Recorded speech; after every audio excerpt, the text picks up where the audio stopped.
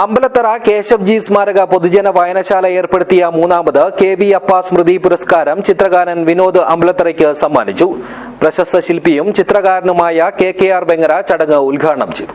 This news sponsored by Emmanuel Silks, Kanhangad, Kannur and Thrissur. 100% സാക്ഷരത അവകാശപ്പെടുന്ന കേരളത്തിൽ ദൃശ്യസാക്ഷരത വളരെ കുറവാണെന്ന് പ്രശസ്ത ശില്പിയും ചിത്രകാരനുമായ കെ.ആർ. വെങ്ങര അഭിപ്രായപ്പെട്ടു.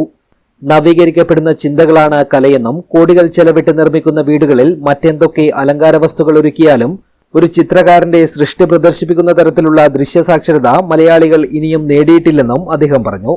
അമ്പലത്തറ കേശവ്ജി സ്മാരക പൊതുജന വായനശാല ഏർപ്പെടുത്തിയ മൂന്നാമത് കെ.വി. അപ്പ സ്മൃതി പുരസ്കാരം സാമൂഹ്യ മാറ്റത്തിന് ഉപയുക്തമായ വരകളിലൂടെ ശ്രദ്ധേയനായ ചിത്രകാരൻ വിനോദ് അമ്പലത്തറയ്ക്ക് നൽകി സംസാരിക്കുകയായിരുന്നു അദ്ദേഹം. നമുക്കറിയാം, ഇപ്പോൾ മാഷ പറഞ്ഞതുപോലെ വിനോദിന്റെ വലിപ്പം എന്താണെന്ന് എത്ര പേർക്ക് അറിയുമെന്ന് എനിക്കറിയില്ല. കാരണം ഈ ഒന്നാമത് ചിത്രകാരന്മാരും ആരും നോക്കൂല. പണ്ട് നമ്മുടെ കേസരി പറഞ്ഞിട്ടുണ്ട്, ഈ നാട്ടിൽ പാതി നാക്കുള്ളവനാണെന്ന്. കാരണം നാക്കുള്ളവനാണ് നാട്ടിൽ പാതി. പിന്നെ എത്രയോ ചെറിയൊരു അംശം മാത്രമേ ചിത്രകാരനുണ്ടാവും.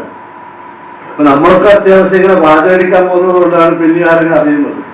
കഷ്ടകാലത്തിന് മാഷായി പോയതുകൊണ്ടും നിരന്തരമായി വാചകടിക്കാൻ പോയതുകൊണ്ടും ആളറിയും. നാക്കില്ലാത്ത ചിത്രകാരന്മാർ ഒരാളെ അറിയില്ല. ഞാനൊരു വളരെ പ്രശസ്തനായ ചിത്രകാരനെ തേടിച്ച് അദ്ദേഹത്തിന് നാട്ടിൽ പോയിട്ട് വീട്ടിനടുത്ത് പോയിട്ട് അന്വേഷിച്ച ബാനാക്കിയിട്ടുള്ളവർ അറിയില്ല. നമ്മൾ വിചാരിച്ചത് വളരെ പ്രശസ്തനാന്ന് വിചാരിച്ചത് നാടിനെ പറയുന്നില്ല. അഡ്വക്കേറ്റ് എൻ കരുണാകരൻ അധ്യക്ഷനായി. ആലിങ്കാൽ പി രാഘവൻ നായർ അനുസ്മരണ ഭാഷണം നടത്തി. എഴുത്തുകാരനും സാംസ്കാരിക പ്രവർത്തകനുമായ സുകുമാരൻ പെരിയച്ചൂർ ആദര ഭാഷണം നടത്തി. ലത്തീഫ് പെരിയ, ശ്യാമ ശശി, രാജേന്ദ്രൻ പുല്ലൂർ തുടങ്ങിയവർ സംസാരിച്ചു. വിനോദ് അമ്പലത്തറ മറുപടി പ്രസംഗം നടത്തി. പി.വി. ജയരാജ് സ്വാഗതവും ഗോപി മുളവന്നൂർ നന്ദിയും പറഞ്ഞു. പ്രശസ്ത ശില്പി മധു ബംഗളത്തെയും ആദരിച്ചു. ചടങ്ങിൽ മുൻ മുഖ്യമന്ത്രി വി.എസ്. അച്യുതാനന്ദനെയും അനുസ്മരിച്ചു. News bureau, Periya.